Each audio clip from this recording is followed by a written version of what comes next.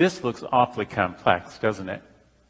And if it does, that's good, because every one of these red arrows shows HIV in the spike protein. This work comes from Luc Montagnier. Dr. Montagnier is the premier virologist in Paris, France. Dr. Montagnier got the Nobel Prize for identifying HIV. So if there's anybody on planet Earth who ought to be able to tell you that HIV exists in this spike protein, that's the man. And oh look, where he used to be professor and chair at, that's been deleted from the internet as well. That's the same place that Zhang Li presented and now got wiped off the face of the internet and off the face of the planet. Dr. Montagnier identified 18 RNA fragments that match HIV and SIV. This is simian, or monkey, grade 8 immune deficiency virus. If you look at it, remember I told you about PRRA? That's 4 amino acids, and every amino acid requires 3 nucleotides. That's 12, right? 12 nucleotides. Mutations occur 1 nucleotide at a time, not 12. Okay? That's an insert. If you think that's bad, look at the HIV insert. 590 amino acids or 1,770 nucleotide bases that match HIV-1. Now, understanding that mutations occur 1 nucleotide at a time, scientifically, I'd like somebody to justify to me how that's possibly a mutation. That doesn't happen.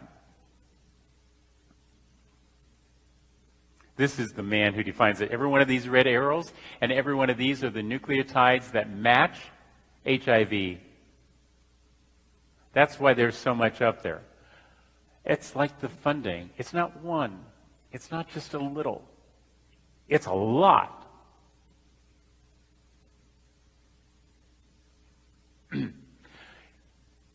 So we got the HIV, the PRA insert that we're going to talk about. This is, if you know, so the spike protein is actually made up of S1 and S2. Spike protein part 1, spike protein part 2. And this is how it lays out. Now, you've heard of the ACE2 receptor, cookies top shelf, okay? It takes 4 receptors for this virus to get into you. Step 1, ACE2 receptor, right here. Step 2, TMPRSS2, transmembrane protein series 2. You want to know why black people get more infected than non-black people? It's because they have more TMPRSS2 receptors in their nose. Okay? That's right here. Third step, the furin cleavage site. That's PRRA, furin cleavage site. Okay? That is right here. And step 4 is neuropilin NRP1, neuropilin 1, which helps it get into the brain. Okay? Now, we're going to go back and concentrate just on the PRRA, right here. This part, S1, is where that's at. That's the stable part. Every mutation shows up on this part, the unstable part. So this PRRA insert is in the stable part of the spike protein. And we know that. Oops, I did a little bit better for you. There's the sequence. The furin cleavage site is right down here. Remember I said 12 nucleotides? There they are that make these 4 amino acids. Okay? And if we go over here, these are all the known coronaviruses, and you've heard about pangolin and all the others. They're listed up here. Only SARS-CoV-2 has this PRRA. This is the genetic number, the nucleotide number, so we know exactly where that insert is. They did a great job at designing this, but when you have science on your side, you can find where these things are and find the exact numbers and compare them. That's what Montagnier did for the HIV stuff. He also showed the PRRA, and the rest of the spike protein is, you know, everybody sequences out. We know it's there.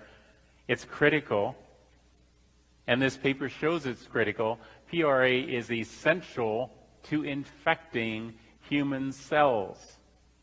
It's the furin cleavage site, and guess who owns the patent for the insertion of the enzymes related to the furin cleavage site? That's the insertion of it. Oh, it's us, NIH, the U.S. government. And it owns it because it paid for it. And what's it useful for?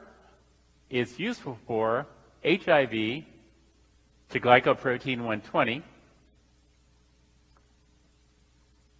and tumor progression, because this virus also shuts down the P53 system, which we're not going to really talk about, except the P53 system protects you from cancer, and this virus helps shut it down. Insertions.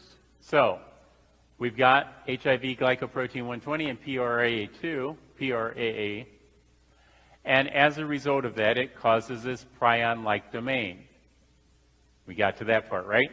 Now, we're supposed to do animal research before we do people research, so that we can find out what's really going on before exposing all of you, the upper animals, right? Okay? Well, here's what we know from animal studies. In humanized mice, so that was mice that we gave ACE2 receptors to so we could work with them on this, after 2 weeks, 95% of the animals were dead. When we looked at those animals, we saw this under the microscope. This kind of looks like a sponge, right? This is what it's supposed to look like, all this. But this is what happens, and this looks like a sponge, and it's in the brain. So in medicine and science, we call that spongiform encephalopathy. Okay? And the general public calls this mad cow disease. We also know in rhesus macaque monkeys, because those are the closest thing to us to use as a model to see what will happen to us, that in 5 to 6 weeks, when the animals were sacrificed, this part of their brain was infected with the spike protein. And when we looked at their brains, we saw inflammatory cells, and we saw Lewy bodies. That's Alzheimer's disease and other neurologic diseases. These animals didn't have this before they were exposed. This is the result of the spike protein crossing the blood-brain barrier, which is exquisitely good at, and getting to its target. There's a doctor, a PhD by the name of Kevin W. McCarran in Japan, who's done more research. He is probably the world's expert on animal models, on primate models, and these diseases. And for a year, Dr. McCarran has been warning the world that this is going to have, that this spike protein crosses the blood-brain barrier and will have damaging neurologic effects like it did on the monkeys. He's done animal models showing what happens when you damage this part of the brain, and his animal models match exactly this type of damage with neurologic disease. There are scientists around the world trying to address this problem and bring home the information that you need. All of this has been brought to you by the U.S. federal government, the FDA, NIAID, Health and Human Services, the Department of Defense, and the National Institutes of Health, through Fauci, to Daszak, to Barrick, to Shangley, to produce this. That's the Wuhan Institute of Virology. You don't put a level 4 virology lab in the center of a city. We put things like that way out away from you, because there's going to be a leak at some point in time, and the last thing you want is for it to leak out. Really, let's be honest, the last thing you want is for you to figure out that it leaked out, okay? It's CYA, right?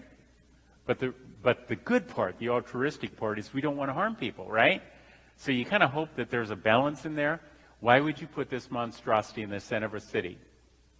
Now, Dr. Yan, that I'm hoping to share and Skype with you a little bit later, because part of the work we were doing up front was to connect with Dr. Yan, who escaped from Hong Kong, has done interviews with me where she has pointed out that and you've all heard about this, the wet market, that this bioweapon was intentionally taken and released in the wet market to see what it would do.